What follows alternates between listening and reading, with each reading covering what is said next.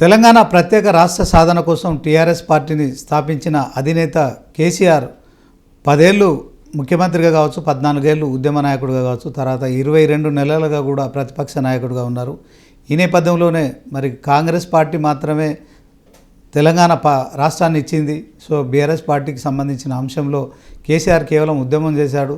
So ఆ క్రమంలో 10 ఏళ్ళు అధికారంలో మరి బీఆర్ఎస్ పార్టీ ఉన్న తర్వాత ప్రజలంతా మరి కాంగ్రెస్కి పట్టం కట్టారు కనుక సో మొత్తానికి 22 నెలలుగా మేము ప్రజాపాలన కొనసాగిస్తున్నాం, మాది ప్రజాప్రభుత్వం అని కాంగ్రెస్ చెప్తున్న నేపథ్యంలో ఈ అంశాలపై మనతో మాట్లాడేందుకు మరి వరంగల్ ఈస్ట్కి సంబంధించిన మాజీ ఎమ్మెల్యే నన్నపనేని నరేందర్ ఉన్నారు. ఆయనతో మాట్లాడదాం. మరి ఇక వరంగల్ జిల్లా రాజకీయాలతో పాటు రాష్ట్ర రాజకీయాలు ఎలా ఉన్నాయి, ఇదే క్రమంలో పార్టీ ఫిరాయింపు ఎమ్మెల్యేలపై సుప్రీంకోర్టు కూడా మరి ఖచ్చితంగా నిర్ణయం తీసుకోవాలని చెప్పి స్పీకర్కు ఆదేశాలు ఇవ్వడం కావచ్చు, అదే క్రమంలో స్పీకరు ఆ దిశగా చర్యలు చేపడుతున్న నేపథ్యంలో తాజా రాజకీయాలపై మరి నన్నపనేని నరేందర్ గారితో మాట్లాడదాం. అన్న నమస్తే. నమస్తే భయ్య. ఓకే అన్న, 14 ఏళ్ళు ఉద్యమం చేసిన పార్టీ, 10 సంవత్సరాలు తెలంగాణ రాష్ట్రాన్ని సాధించిన పార్టీ, ప్రత్యేక తెలంగాణ రాష్ట్రాన్ని సాధించిన పార్టీ అధినేత కేసీఆర్ మొత్తానికి 22 నెలలుగా కూడా ప్రధాన ప్రతిపక్ష నాయకుడిగా ఉన్నారు. కానీ అసెంబ్లీకి రావట్లేదు, ప్రజల మధ్యలోకి రావట్లేదు, ఫామ్ హౌస్కే పరిమితం అయిపోయారు. సో దీంట్లో ఓవరాల్గా కాంగ్రెస్, బీజేపీ 2 పార్టీలు కూడా ఆరోపిస్తున్నాయి. ముందుగా తెలంగాణ రాష్ట్ర రాజకీయాల్లో కేసీఆర్ గురించి మాట్లాడుకుంటున్న దాంట్లో మీ బీఆర్ఎస్ పార్టీలో ఏం చర్చ జరుగుతుంది, ఏం చెప్తారు? ముందుగా మిమ్మల్ని కానీ మీ ఛానల్ కానీ రిక్వెస్ట్ చేసేది అంటే అది ఫామ్ హౌస్ కాదు, అది వ్యవసాయ క్షేత్రం.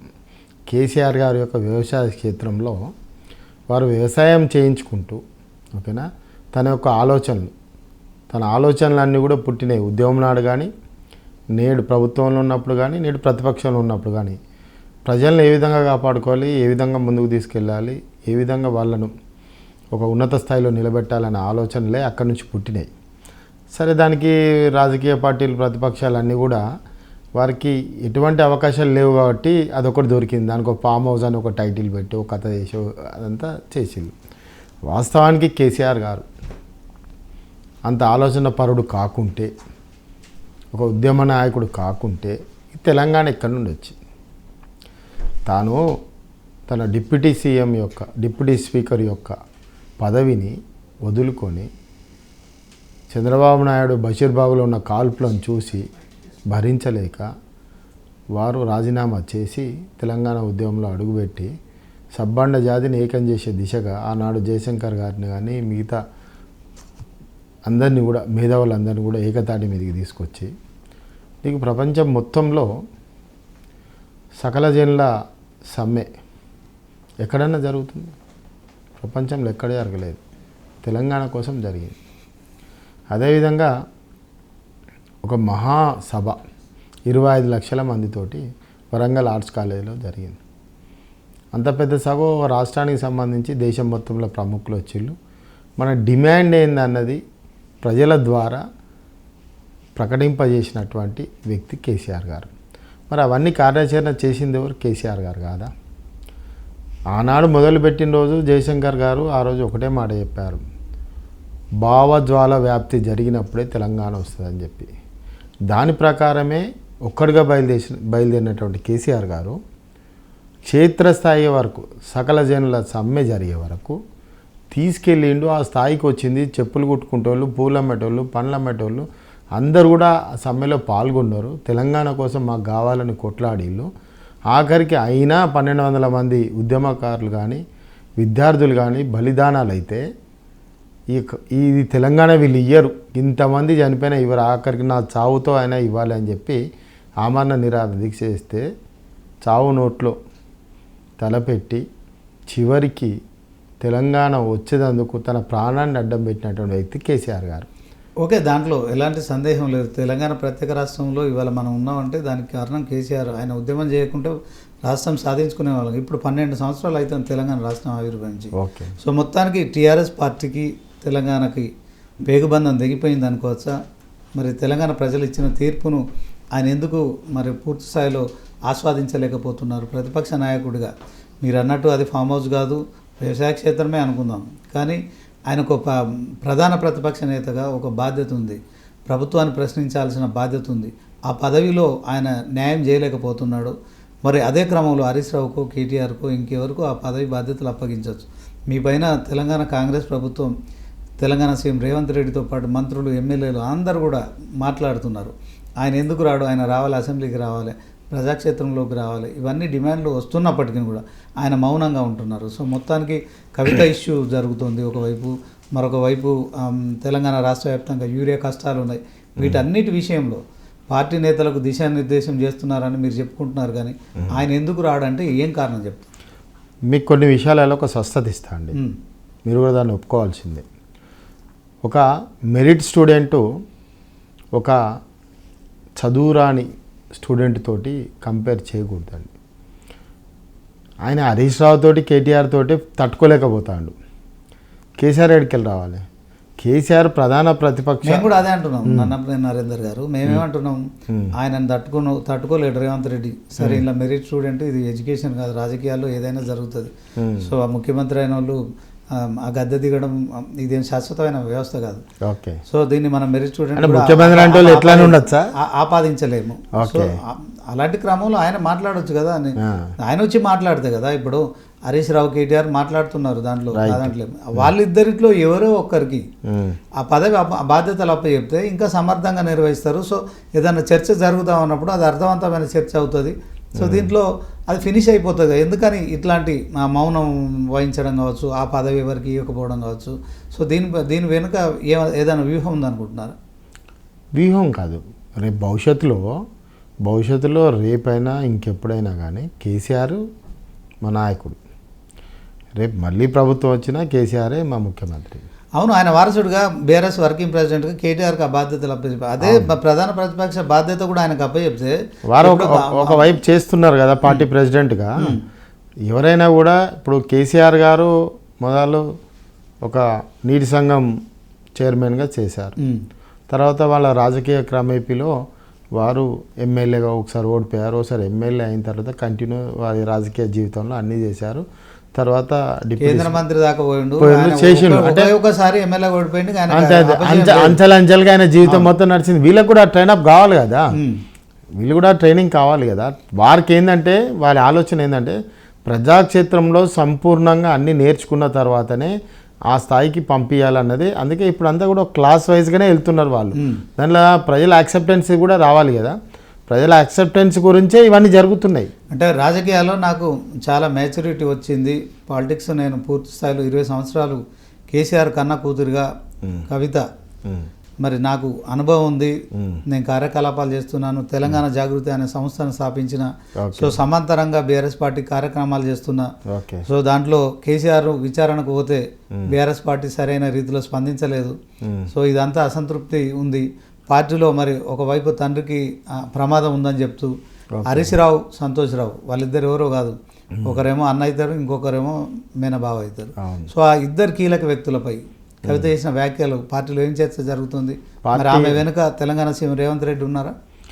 ఒకటే విషయం, పార్టీకి వ్యతిరేకంగా మాట్లాడితే ఇమ్మీడియట్ తెల్లారి సస్పెండ్ చేసి మీకు కూడా తెలుసు. అది ఇప్పుడు కాదు, ఆమె ఎప్పుడో 110 రోజుల క్రితం 1-2 అవకాశాలు కూడా ఇస్తారు కదా, దానికి షోకాజ్ నోటీసులు ఉంటాయి, దానికి ఆన్సర్ చేయాలి. ఆన్సర్ కూడా ప్రాపర్గా రానప్పుడు ఇవన్నీ చూస్తారు. అదే మీ జిల్లాకు సంబంధించి station Ghanpur MLA T Rajaiah, so ఆయనని ఇమీడియట్గా యాక్షన్ తీసుకున్నారు. ఆయన అప్పుడు డిప్యూటీ సీఎం పదవి ఇచ్చారు, మరి దళితునికి ముఖ్యమంత్రి పదవి ఇస్తారు. దేని మీద యాక్షన్ తీసుకున్నారని? దేని మీద యాక్షన్ తీసుకోలేదు. ఆయనను ఎందుకు తీశారు? క్యాబినెట్ మార్చిల్లు తనను, దానికి క్యాబినెట్ మార్చిల్లు. ఎందుకు మార్చిరు? ఆయన దళితునికి ఉప ముఖ్యమంత్రి పదవి ఇచ్చారు అని చెప్పి ముఖ్యమంత్రి దళితునికే కదా ఇచ్చింది, దళితునికే కదా మళ్ళీ. మరి ఆయన మీద ఇమీడియట్ యాక్షన్ తీసుకున్నారు. తర్వాత ఆయన ఏం తప్పు చేయలేదండి. టీఆర్ఎస్ 25 ఏళ్ల ప్రస్థానంలో ఒక 25 మెంబర్స్ విషయంలో సీరియస్ యాక్షన్, ఇమీడియట్ యాక్షన్ తీసుకున్న కేసీఆర్ ఎందుకని కన్న కూతురు విషయంలో అంత జాప్యం చేశారు? సో ఆ సస్పెండ్ చేసేదో మరి ఎయిర్పోర్ట్లో ఆమె నాన్న దేవుడు, ఆ చుట్టూ దయ్యాలు ఉన్నాయన్నప్పుడు ఎందుకు చేయలేదు? సో కన్న కూతురుకోనేమో, బయట నుంచి వచ్చిన వాళ్ళకోనేమో, ఈటల రాజేందర్ అంశంలో కూడా క్యాబినెట్ నుంచి బర్తరఫ్ చేయడం. సో ఇవన్నీ తెలంగాణ ప్రజలు బాగా ఆసక్తి గమనిస్తున్నారు కదా, దానికి సమాధానం చెప్పడానికి ఆయన అందుబాటులో ఉన్నాడు. సో ఈ అంశాలన్నింటినీ మీరు ఎట్లా చూస్తారు? రేపు పొద్దున మీకు ఖచ్చితంగా మరొకసారి లోకల్ బాడీస్ ఎలక్షన్స్ వస్తున్నాయి, జూబ్లీస్ ఎన్నికలు వస్తున్నాయి. సో దీంట్లో కనుక మీరు వెనుకబడిపోతే ఇంకా మీకు తెలంగాణకు పేగుబంధం దిగిపోయినట్లని భావించవచ్చా? లేదు, ఫస్ట్ మీరు అడిగిన ప్రశ్నలకు సమాధానం చెప్పాల్సినటువంటి బాధ్యత ఉన్నది మా పైన. కవిత గారు ఏదైతే మీరు రాజయ్య గారు గురించి మాట్లాడారు కదా, రాజయ్య గారు ఎక్కడ తప్పు చేయలేని, ఆయన తప్పు చేస్తే క్యాబినెట్లోకి వెళ్ళి తీసిన విషయం కాదు, క్యాబినెట్ అక్కడ మార్చుకోవాల్సిన అవసరం వచ్చింది, మార్చుకున్నారు. అది అడ్మినిస్ట్రేషన్ విషయంలో జరిగినటువంటి మార్పులు తప్ప రాజయ్య గారు ఎక్కడ చేయలేదండి. నెంబర్ 1. నెంబర్ 2, కవిత గారు ఎయిర్పోర్ట్లో చెప్పింది కానీ ఆ తర్వాత ప్రెస్ మీట్ పెట్టింది కానీ ఇవన్నీ కూడా మా యొక్క ఎవరైతే పోలిట్ బ్యూరో ఉన్నారో వాళ్ళందరితో కూడా కేసీఆర్ గారు మాట్లాడిల్లు వేచి చూద్దాం, తను ఏదో జైలు నుండి వచ్చింది, తను బాధలో ఉన్నదన్న ఉద్దేశంతో అది కాలయాపన జరిగింది. తీరా పార్టీకి నష్టమయ్యే పరిస్థితి ఉన్నదని చెప్పి వాళ్ళు అంతర్గతంగా ఒక నిర్ణయం తీసుకున్నారు, బాహ్యంగా మన సస్పెండ్ చేసి. ఆమె బాధలో ఉంది, ఓకే, దానికి ఒప్పుకుంటాం. జైల్లో 5.5 నెలలు ఉంది, దానికి కాదంటలేదు. కానీ హరీష్ రావు లాంటి వ్యక్తి కుడి ఎడమ భుజం ఎవరంటే ఒక హరీష్ రావు పేరు వస్తుంది, ఇంకా కన్న కొడుకు కేటీఆర్ పేరు కూడా ఎవరు చెప్పారు. సో ఆయన ఎప్పుడైతే సిద్దిపేటలో అంటే మేనమామ వాటి కేసీఆర్ అడుగు వేస్తూ ఆయన చిటికెన వేలు పట్టుకొని ఆయన రాజకీయ జీవితం ప్రారంభించిన వ్యక్తి మరి కాళేశ్వరం అవినీతికి పాల్పడ్డాడని చెప్పడం కావచ్చు. సో దీన్ని పార్టీలో ఇది ఖచ్చితంగా డ్యామేజ్ జరుగుతుంది కదా. అందుకోసమే కదా పార్టీ ఒక డైరెక్షన్లో కేటీఆర్ గారే చాలా స్వయంగా చెప్పిండు. వారి యొక్క ప్రజెంటేషన్ కూడా చాలా గొప్పగా వారు చెప్పడం జరిగింది. హరీష్ రావు గారు కూడా మాట్లాడారు. ఓకే, వారు మాట్లాడింది చెప్పారు. అసెంబ్లీలో వారి ప్రజెంటేషన్ గురించి కూడా కాళేశ్వరం విషయంలో కేటీఆర్ గారు మా పార్టీ ప్రెసిడెంట్గా చాలా గొప్పగా చెప్పారు. కింది స్థాయిలో నేను ఒక మాజీ ఎమ్మెల్యేగా నేను కూడా నంబర్ ఆఫ్ టైమ్స్ చెప్పడం జరిగింది. హరీష్ రావు గారి యొక్క ప్రాముఖ్యత ఏంది, వారి యొక్క కష్టం ఏంది అన్నది కూడా చెప్పడం జరిగింది. అక్కడ ఎక్కడ కూడా పార్టీ ఆయనకు అండగా ఉందండి. హరీష్ రావు గారికి పార్టీ అండగా ఉన్నది, అధిష్టానం ఉన్నది, కేటీఆర్ గారు ఉన్నారు, కేసీఆర్ గారు ఉన్నారు. ఇక్కడ జరిగింది ఏంటిది, కవిత ఆరోపణ. అది కవిత వ్యక్తిగతం, అది మా పార్టీది కాదు, మా పార్టీ ఆరోపణ కాదు. కవిత వ్యక్తిగతంగా ఆరోపణలు చేసింది కాబట్టి సస్పెండ్ అయింది. అంటే వేరే ఎవరో మీలాంటి ఎమ్మెల్యేలు కామెంట్ చేస్తే దాన్ని పెద్దగా మనం పరిగణనకు తీసుకోవాల్సిన పని లేదు. ఓకే, ఆయన కూతురు ఏకైక కుమార్తె. సో ఆమె తెలంగాణలో ఒక 20 సంవత్సరాలు ఒక ముఖ్యమంత్రి, ఒక ఉద్యమ నేత కూతురుగా కావచ్చు, తర్వాత ముఖ్యమంత్రి కూతురు కావచ్చు, ఇప్పుడు ప్రధాన ప్రతిపక్ష నాయకుడు కూతురుగా కావచ్చు, ఆమెకు ఒక రెప్యుటేషన్ ఉంది, గుర్తింపు ఉంది, ఆమె ఆ స్థాయిలోనే ఉంది. ఇప్పటికీ కవిత అదే బీఆర్ఎస్ పార్టీలో కనుక, అంటే ఇప్పుడున్న బీఆర్ఎస్ పార్టీలో కనుక రాజీనామా చేయకుండా ఉంటే, ఎమ్మెల్సీ పదవి కూడా రాజీనామా చేయకుండా ఉంటే, పార్టీ నుంచి సస్పెండ్ చేసిన తర్వాత మీరు మళ్ళీ పార్టీలో కొనసాగించే అవకాశం ఉండొచ్చు, ఒకవేళ ఆమె కార్యకలాపాలు ఏమన్నా పార్టీకి ఫేవర్గా కానీ తర్వాత చేస్తే. కానీ ఆమె చేసిన కామెంట్స్ వేరే వాళ్ళు చేస్తే మనం పట్టించుకోము. ఆమె చేసిన కామెంట్స్ విషయంలో హరీష్ రావు కూడా పూర్తిగా నర్వస్గా కనిపిస్తున్నట్టు అనిపిస్తుంది. నిజమే లేదు, తప్పండి. మీరు భారతదేశంలో కుటుంబ పాలన కానీ కుటుంబంలో వచ్చిన గొడవలు కానీ మీరు చూడండి. ఇందిరాగాంధీ కుటుంబంలో ఇష్యూస్ వచ్చినాయి, మేనకా గాంధీ బయటకు వెళ్ళింది, ఆమె ఒక పార్టీ ఉన్నది, వీళ్ళు ఒక పార్టీ ఉన్నారు. చంద్రబాబు నాయుడు ఎన్టీ రామారావు గారి కుటుంబంలో వచ్చింది, వైఎస్ జగన్ కుటుంబంలో వచ్చింది. మీకు ఇంకా దేశవ్యాప్తంగా చూస్తే అఖిలేష్ యాదవ్ కుటుంబంలో వచ్చింది, లాలూ ప్రసాద్ యాదవ్ కుటుంబంలో వచ్చింది. ఇలా చెప్పుకుంటూ పోతే దేశంలో మీకు తమిళనాడు అన్నా డిఎంకే కుటుంబంలో వచ్చింది, జయలలిత కుటుంబంలో వచ్చింది. అంటే వాస్తవం పార్టీలో ఏం చర్చ జరుగుతుంది, కవిత ఎందుకు ఇట్లా కామెంట్ చేసింది, సో దీంట్లో ఆస్తుల కోసమా లేకుంటే అధికారం కోసమా? కవిత చర్చ లేదండి పార్టీలో, ఓపెన్గా చెప్తున్నాం. లేదండి, వెరీ క్లియర్. మా ఆదినాయకుడు ఎప్పుడైతే తెల్లారి డిసిషన్ తీసుకొని సస్పెండ్ చేసిందో చర్చ బంద్, అంతే. కవితతోని బీఆర్ఎస్ పార్టీకి ఏం డ్యామేజ్ లేదంటారా? డ్యామేజా లాభమా కాదు, తను మాట్లాడిన మాటల విధానంలో పార్టీకి ఒక రాంగ్ డైరెక్షన్ పోతుందనే మా అధిష్టానం నిర్ణయం తీసుకుంది, అంతే. ఇక తర్వాత డ్యామేజ్ అయినా ఆమె మా పార్టీలో లేదు కదా, వెళ్ళిపోయింది కదా. వెళ్ళిపోయిన తర్వాత మాకేం ఇబ్బంది ఏముండదు కదా. ఓకే, ఆ ఇంపాక్ట్ ఏముండదు అంటారు? ఉండదు అసలు. ఎట్లుండదు, ఎప్పుడైనా గుర్తుపెట్టుకోండి, నన్నపనే నరేందర్ కానీ కవిత కానీ ఇంకెవ్వరన్నా కానివ్వండి, ఓన్లీ వాళ్ళ బీఆర్ఎస్ పార్టీ కేసీఆర్ అండి. ఓకే, కేసీఆర్ను చూసి అది నడుస్తుంది, అంతే.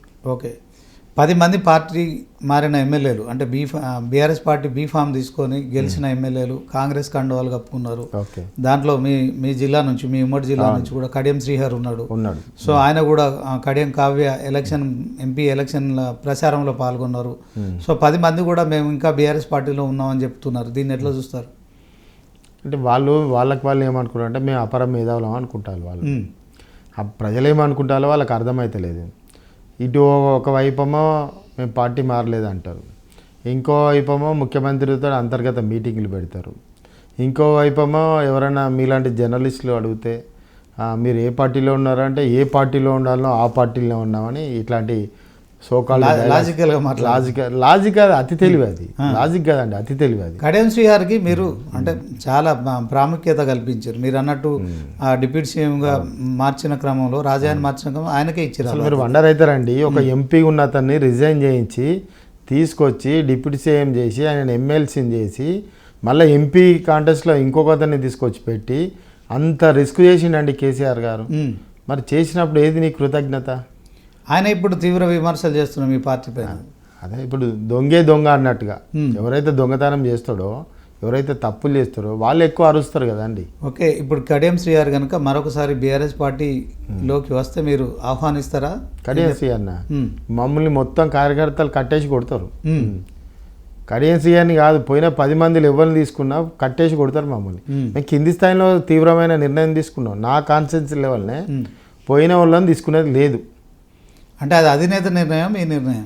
మేము కాన్స్టిట్యూన్సీ స్థాయిలో తీసుకున్నాం. అంత వ్యతిరేకత ఉందండి. ఇప్పుడు మా స్థాయిలో వీళ్ళు పోయిలు కదా, పోయిన వాళ్ళందరినీ తీసుకునేది లేనో నిర్ణయం చేస్తే కార్యకర్తలు గట్టిగా పట్టుకున్నారు పార్టీని.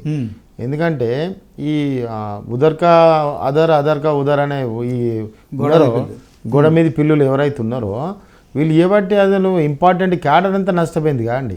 వీడు వస్తాడు, వీడే ముందు రొమ్ము ఇరుచుకొని ఆంజనేయుని లెక్క జై తెలంగాణ అంటాడు, జై కేసీఆర్ అంటాడు, ఇలా చెప్పుకొని మొత్తం హిప్నటైజ్ చేసి అసలు ఒరిజినల్గా మొదటి నుంచి కష్టపడ్డాడు నష్టపోయింది కదా. కాబట్టి ఒక స్థిరమైనటువంటి నిర్ణయం జరిగిందండి.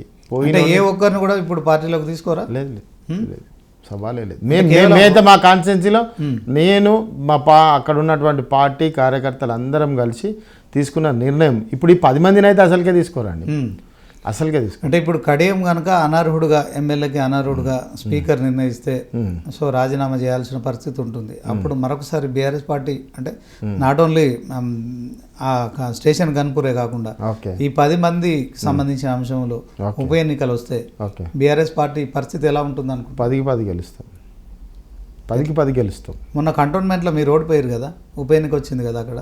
అప్పుడు ఇంకెవరికి తెలియదు కదా వీళ్ళ ఏషం, కాంగ్రెస్ పార్టీ ఏషం ఏందనేది ఇంకా అప్పటికి అర్థం కాలేదు. అప్పుడే స్టార్టింగ్ డేస్. ఓకే, స్పీకర్ ఒక నిర్ణయం తీసుకున్నారు ఏంటంటే మేము ఇంకా బీఆర్ఎస్ పార్టీలోనే ఉన్నాం.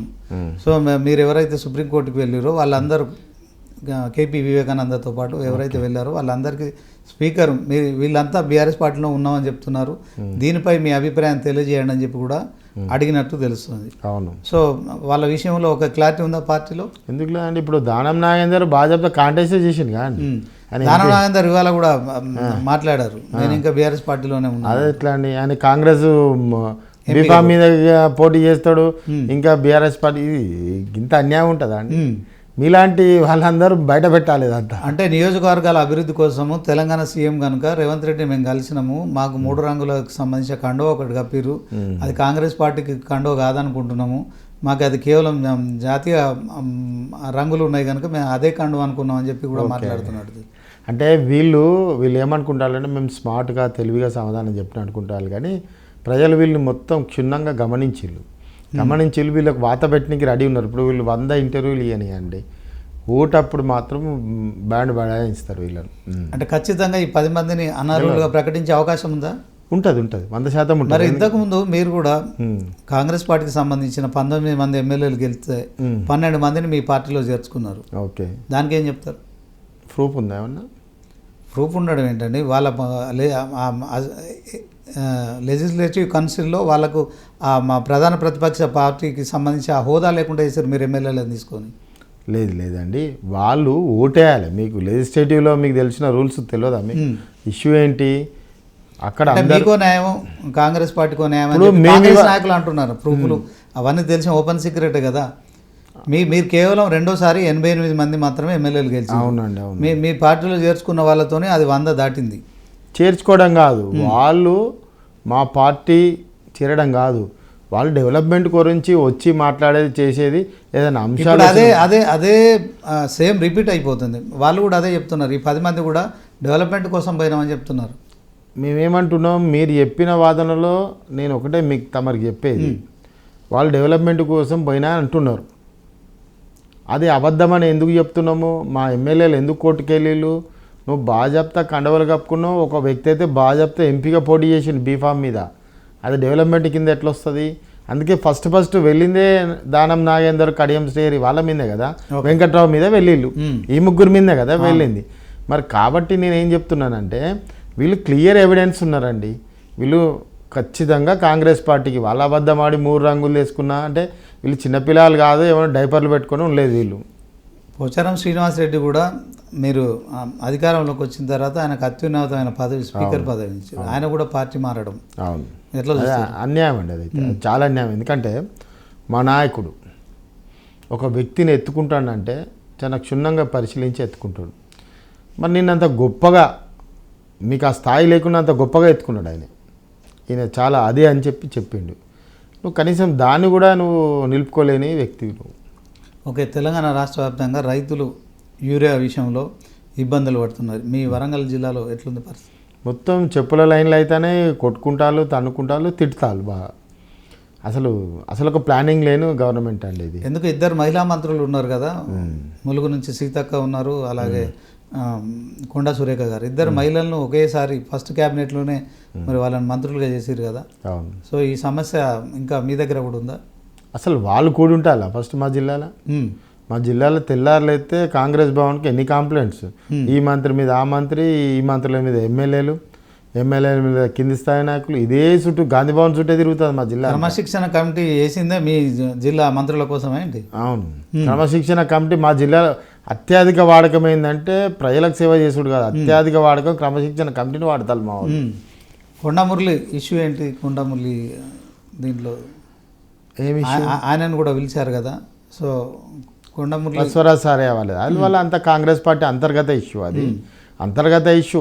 నేను ఒక ఇంటర్వ్యూలో కూడా చెప్పినండి చాలా క్లియర్గా.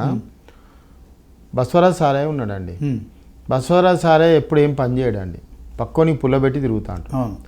నేనేం చెప్పిందంటే సురేఖ గెలిచింది, ఆమెకు ఒక అవకాశం వచ్చింది, పని చేస్తా చేయాలి, దాని మీద క్వశ్చన్ చేయాలి, పని చేయించాలి. పని చేయకుంటే నువ్వు ఉన్నావు సారే అధికారంలో ఉన్నావు నువ్వు, ఓకే, వెళ్ళి ఆ పని నువ్వన్నీ ఎత్తుకోవాలి. నీ పార్టీ గురించి, నీ పార్టీలో నువ్వు చేయవు ఆయన చేయరు, ప్రజలన్న పిచ్చోళ్ళ మీరు నాటకం ఆడుతుంటే మేము తమాషా చేసుకుంటా చూడాలన్నా, మీ తమాషాలన్నీ చూసుకుంటా కూర్చోవాలన్నా. నేను అదే మాట్లాడినా. నేను సురేఖ పని చేయదు, నువ్వు పని చేయవు, మీ ఇద్దరు తన్నుకుంటూ తిరుగుతూ అంటారు, ఓట్లు వేసినోడు నీకు మజాగ్గా కనబడతల్లా. ఇక్కడ అదేనండి జరిగేది, ఆ జిల్లాలో అది జరుగుతుందండి. మీరు చాలా అన్యాయమైన పరిస్థితులు ఏంటంటే సారే అట్లే ఉంటాడు, సురేఖ అట్లే ఉంటుంది, ఓ దిక్కు ప్రకాష్ రెడ్డి గారి దిక్కు అట్లే జరుగుతుంది, కడియం శ్రేరి ఇదో లొల్లి.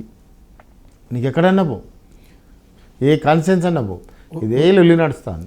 ఉద్యమాల పురిటిగడ్డగా వరంగల్ కిల్లాకు మరి ఒక ప్రత్యేక స్థానం ఉంది. ఓకే. సో దాంట్లో ములుగు చూసుకున్నట్టయితే ఓకే, సీతక్క ఎమ్మెల్యేగా అంటే ఆమె గెలవడం కావచ్చు, తర్వాత ఆమెకు మంత్రి పదవి ఇవ్వడం కావచ్చు. సో ఓవరాల్గా ములుగు రూపురేఖలు మారిపోయా? మీరు ములుగును జిల్లాగా చేశారు కేసీఆర్ గారు. ములుగు రూపురేఖలు మారలే కానీ నాయకుల రూపురేఖలు అయితే బాగా మారినాయండి. వాడ నిలబడ్డ ఎమ్మెల్యే, మంత్రి, కింద నాయకత్వం అంతా రూపురేఖలు బాగా మారినాయి. ఎందుకంటే ఇసుక అక్కడనే, ఎర్రమట్టి అక్కడనే, అక్కడ గంజాయి అక్కడనే, ఇతర రాష్ట్రాల నుంచి మద్యం అక్కడనే, గుట్కాలు అక్కడనే, అన్ని మాఫియాలు అన్నీ కలబడ్డాయి. సో ఇవన్నీ మంత్రులంతా చూస్తూ ఏం చర్యలు తీసుకోవట్లేదు? నేనేం చెప్తున్నా అండి, ప్రజలకు సేవ చేసేది పక్కకు పెడితే వీళ్ళ పంచాయతీల మధ్యలోనే ఆ జిల్లా నడుస్తుంది. దానికి ఇక ప్రజలు వీళ్ళు అనుకునేది చూసి కింది కార్యకర్తలు పాపం వాళ్ళ కాంగ్రెస్ల గురించి మాకు జాలి అనిపిస్తుంది. కింది కాంగ్రెస్ కార్యకర్తలు అంతా ఇక వాళ్ళేది అనుకుంటారా ఏం అడుగుతామని. మరి వీళ్ళు అట్లా దానికోసం అనుకుంటారా అర్థమవుతలేదు. కార్యకర్తలు ఏమన్నా అడుగుతారని అనుకుంటారా లేకుంటే నిజంగా వీళ్ళ పంచాయతీలనే అర్థమవుతలేదు. ఆ జిల్లా మీకు ఒక చెప్పాలంటే అక్కడ ఏం జరిగినా మంత్రి సీతక్కకే బాధ్యత. ఆ విషయం అయితే ఒప్పుకుంటారు కదా. ములుగులో ఏం జరుగుతుంది? మంత్రి ఏం జరుగుతలే అండి, ములుగులో ఏం జరుగుతుంది అంటే మీరు అన్నారు కదా ఇసుక, మట్టి, ఎర్రమట్టి, అవన్నీ అవి సూపర్. మంత్రి గారికి తెలుసా?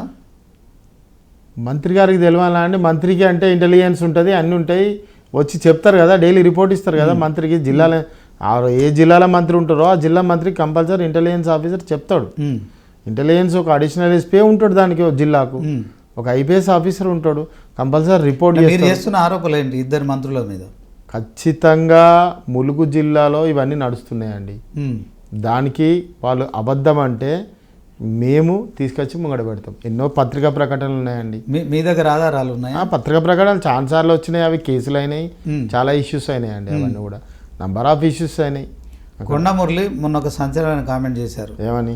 సో గత ఎన్నికల్లో 70 కోట్లు ఖర్చు పెట్టిన, నాకు 500 ఎకరాలు ఉంది, 30 ఎకరాలు అమ్మేసిన, పార్టీని నిలబెట్టిన అని చెప్పారు. సో బీఆర్ఎస్ పార్టీకి ఈ విషయంలో మరి ఎలాంటి స్టెప్ తీసుకుంటున్నారు? నేనే కంప్లైంట్ చేసిన కదా, రిటర్న్ కంప్లైంట్ నేనే ఎలక్షన్ కమిషన్, స్టేట్ ఎలక్షన్ కమిషన్కు ఓకే నేనే సింగు గారికి చేశాను. నేను సింగు గారికి నేనే, మా స్టేట్ సెక్రటరీ భరత్ కుమార్ గారు, లీగల్ అడ్వైజర్, మళ్ళీ తర్వాత నేను, మా రాకేష్ ముగ్గురం కలిసి నేనే కంప్లైంట్ చేశాను దాని మీద, 70 కోట్ల మీద.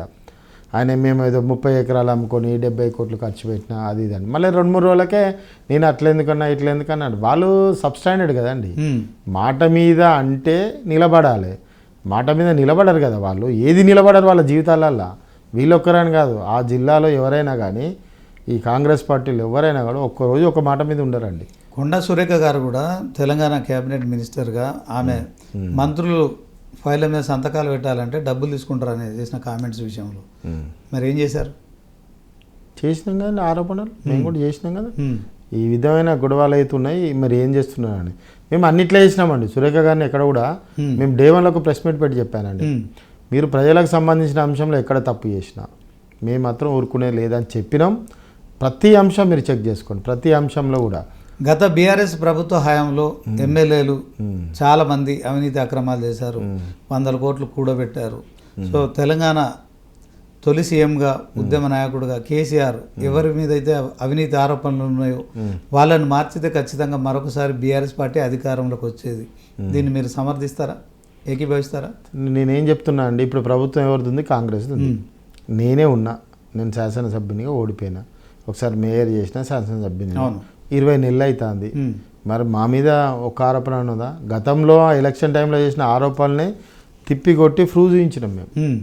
అజంజాయి మిల్లు కార్మికుల్ని వాళ్ళ స్థలము తీసుకున్నామంటే సురేఖ ఎమ్మెల్యే ఉన్నప్పుడే ఒకనికి రిజిస్ట్రేషన్ చేస్తారు, ఓకే, రెవెన్యూ ద్వారా. తర్వాత అది ఏంది నాకు ఆపాదించే ప్రయత్నం చేస్తారు. తర్వాత కార్మికులు వచ్చి మాకు తప్పు జరిగింది, మాకు తప్పుడు సమాచారం ఇచ్చిల్లని చెప్పి ఇన్ఫర్మేషన్ యాక్ట్ కింద వాళ్ళు రిపోర్ట్ అంతా తెప్పించుకొని నా దగ్గరకు వచ్చి నాతో ప్రెస్ మీట్ పెట్టిస్తారు వాళ్ళు, మీదేం లోపం లేదని. మేమేం చెప్తున్నాం, మీకు చేతనైతే మేము చేసినామా చూపించు. మీరు చేసినవి మా దగ్గర చాలా ఉన్నాయి, మేము ఇప్పుడేం చెప్పాం, మేము చాలా ఉన్నాయి, చాలా కథలు మీ అన్నీ కూడా. ఇవాళ ప్రజాక్షేత్రంలో లీడర్గా మేము నిజాయితీగా బతికినాం. మేము ఇవాళ వాళ్ళు అనడం, వీళ్ళు అనడం, ఒకరి మీద ఒకరు తోపించుకోవడం. ప్రజలలో ఒక మార్పు కావాలని కోరుకున్నారు, ఆ మార్పు ఎట్లున్నదని ప్రజలు చూస్తున్నారు. పాపం అల్టిమేట్గా వాళ్ళు నష్టపోయాలని మాకు బాధ ఉన్నది. అయినా వాళ్ళ కోసం కొట్లాడుతున్నాం మేము. మరి ఏమన్నా చూపించిల్లా? ఎమ్మెల్యేల మీద ఆరోపణ ఏదో ఒకటన్నా నిలబడ్డదా? నువ్వు అన్నావు నీ నోటుకుంటా, నిలబడ్డది ఏమన్నా? గిది గది ఏమన్నా చూపించండి, ఉందా? లేదు కదా. మీకు అదే అంశంలో ఒకసారి మేయర్గా ఉన్నప్పుడు రాష్ట్రపతి నుంచి కూడా మీకు పురస్కారం లభించింది, దాని గురించి. అవును, రాష్ట్రపతి అవార్డు అనేది స్వచ్ఛ సర్వేక్షణలో వచ్చిందండి. తర్వాత ఒక ఇంపార్టెంట్ అంశం ఏంటంటే, ఆ జిల్లాకు దేశవ్యాప్తంగా దానికి ప్రాచుర్యం పొందే విధంగా స్వచ్ఛ సర్వేక్షణలో దేశం మొత్తంలో నగరాలతోటి పోటీపడి ప్రెసిడెంట్ అవార్డు తీసుకున్నాం మేము. Okay, number 1 point. Number 2 FSTP, faecal floods treatment plant అని చెప్పి bill Melinda American company CSR ద్వారా 1,60,00,000 పాపం అమరపాలి అప్పుడు కలెక్టర్ గారు ఉండేది, వారు చాలా హెల్ప్ఫుల్గా చేశారు. ఆ చేసిన క్రమంలో దాన్ని ₹1 కూడా ప్రభుత్వం యొక్క ఖర్చు లేకుండా బిల్ మిలిండా కంపెనీతోటి ఎస్టాబ్లిష్ చేస్తే కేటీఆర్ గారు ఇనాగ్రేషన్ చేశారు, మా మున్సిపల్ శాఖ మంత్రులు ఆనాడు. చేసి దాన్ని చట్టం చేసిళ్ళు, మ్యాండేటరీ చేసిళ్ళు, ప్రతి మున్సిపాలిటీలో ఈ FSTP ఉండాలని చెప్పి. అంటే మేము అట్లా సాధించిన MSME తెచ్చుకున్నాం. వరంగల్ 300 కోట్లతో MSME తీసుకొచ్చినాం. తెలంగాణలో ఇంకో ఎయిర్పోర్ట్ తయారవుతుంది. అవును.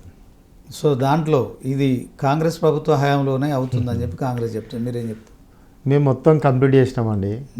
ఎలక్షన్స్ వచ్చినాయి, తర్వాత దాన్ని ఫైనల్ అప్రూవల్ చేసారు. రిజల్ట్ వచ్చిన ఎన్ని రోజులకు ఎయిర్పోర్ట్ వచ్చిందో చూడండి. దానికి ఎంత ప్రక్రియ ఉంటుంది, ఒక ఫైల్ మూమెంట్ కావాలంటే టేబుల్ టు టేబుల్ ఎంత టైం పడుతుంది, అవన్నీ కంపేర్ చేయండి. వీళ్ళు ఎక్కడికి వెళ్ళండి ఆకాశానికి వెళ్ళి ఉడకచ్చి పెట్టిల్లా ఇవన్నీ లంగా ముచ్చట్లు అన్ని వాళ్ళే అన్ని.